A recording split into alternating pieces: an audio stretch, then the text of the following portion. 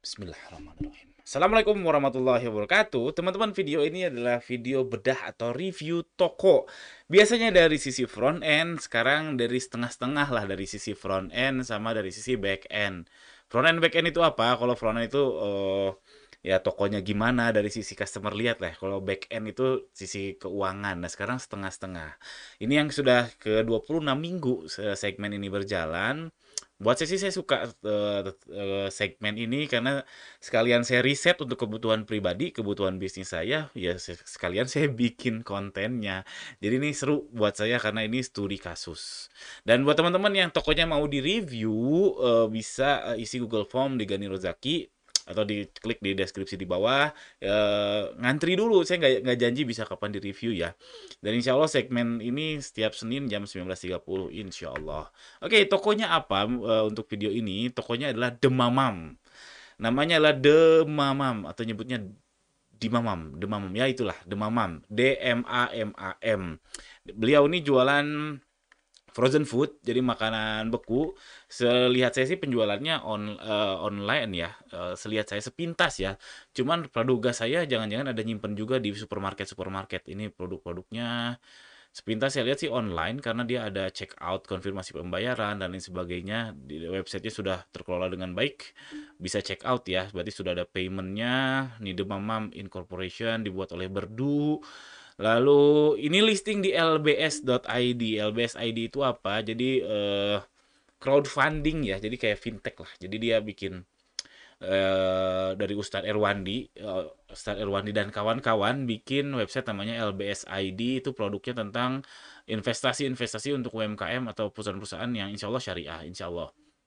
Nah, ini Demamam ini lagi listing di LBS ID dan dia lagi kalau yang listing kan tentu harus dibuka ya si financial highlight-nya ya, si keuangannya harus dibuka. Cuman sayang dibanding perusahaan-perusahaan sebelumnya si Demamam ini nggak dibuka detail detail keuangannya, cuman dikasih financial review-nya aja, nggak dilihat bulan ke bulan seperti apa. Tapi nggak apa-apa, sudah cukup untuk saya studi kasus sih sebetulnya. Dia listing di LBS ID dan ini adalah contoh kasus omset kecil, profit besar. Nah, ini saya udah beberapa kali bikin konten tentang omset kecil, profit besar, omset besar, profit kecil. Sebenarnya nggak ada batasan ya. Saya juga bingung menjawabnya berapa itu kecil, berapa itu besar. Paling benar sih merefleksikan ke bisnis sendiri, ke bisnis masing-masing. Berapa angka besar yang menurut Anda, berapa angka kecil yang menurut Anda, dan seterusnya. Dan si Demamam ini, si toko frozen food ini, saya nggak tahu dia ada di Shopee, Lazada, dan sebagainya nggak ya. Kita lihat dulu bentar. Dan si Demamam ini adalah contoh kasus di mana omset kecil, profitnya besar. Bagi saya. Bagi saya melihatnya ini omset kecil, profitnya besar. Followersnya nih sudah banyak nih, 163 followers di Instagram. Luar biasa, dapat penghargaan apa nih? Penghargaan Kemenperin. Oke, keren. Kita lihat ada Shopee-nya nggak ya? Nih ada Shopee. Oh, Shopee-nya dibagi-bagi. Ada Shopee Jakarta, Shopee Tangerang. Coba lihat YouTube-nya. YouTube-nya oke. Shopee-nya kita lihat ulasannya ya. Ini Shopee Jakarta. Official Shop 7.600 ulasan. Lalu Tangerangnya 1.400 ulasan. Oke. Oke, oke. Jadi ini tokonya dibanding oleh shop lain ya, apalagi di fashion muslim, 7.600 ulasan itu sedikit, teman-teman, sedikit. Kalau fashion muslim, tapi beliau ini kan frozen food ya. Kemungkinan hanya nerima orderan via Gojek ya harusnya, via instan ya, di Jakarta aja atau Tangerang aja tadi. Oke, kita lanjut. Nah, kita lihat si financial highlight-nya. Nah, ini yang paling penting. Ini skip dulu. Nah, yang paling penting ini. Ini skip deh, saya nggak akan saya bahas. Biar lebih singkat. Ini dia. Penjualan per bulannya 200 juta nih 2020, lalu 2021 300 juta, 2022 270. Ini sih nggak tahu kenapa sih LBS ini sekarang nggak munculin bulan ke bulannya ya, langsung aja dibagi rata-rata seperti ini. Bulanannya sekian per bulan nih, per bulan, per bulan, per bulan, per bulan. Oke, menurut saya ini kurang representatif. Ya udah kalau gitu kan ini hasilnya kan dari total omset setahun dibagi 12 ya. 2022 omsetnya berapa dibagi 12 hasilnya segini, terus saya hitung aja sendiri. Saya hitung sendiri, tadi saya kopas data tadi yang ini, lalu saya kalikan 12, sehingga hasilnya seperti ini teman-teman. Ketika omset 2,6 M, profitnya 500 juta teman-teman. Wow, gede kan, profitnya gede. Ketika omset 4,3 M, profitnya 800 juta. Wow, gede dong. Lalu 3,3 M profitnya. Ini profit bersih ya 500 juta. Ini gede serius. Bagi saya ini gede karena ketika saya di skala segini, skala katakanlah di skala 3,3 M ya yang terbaru ini, saya profitnya nggak sampai 500 juta, jauh di bawah 500 juta, jauh di bawah 500 juta ketika omsetnya 3,3 M. Dan si Demamam ini ketika omsetnya 3,3 miliar per tahun, profitnya 500 juta, itu sekitar 15%. 15% itu adalah angka yang sehat ya. Kenapa saya sebut sehat? Karena kalau kita berkaca ke ini namanya rasio NPM, net profit margin.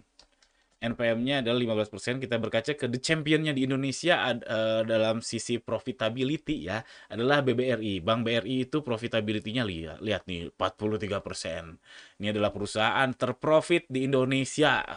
Klaimnya seperti itu ya. Yang listing, karena mungkin aja ada perusahaan yang nggak terbuka, nggak listing, tapi lebih profit dari ini.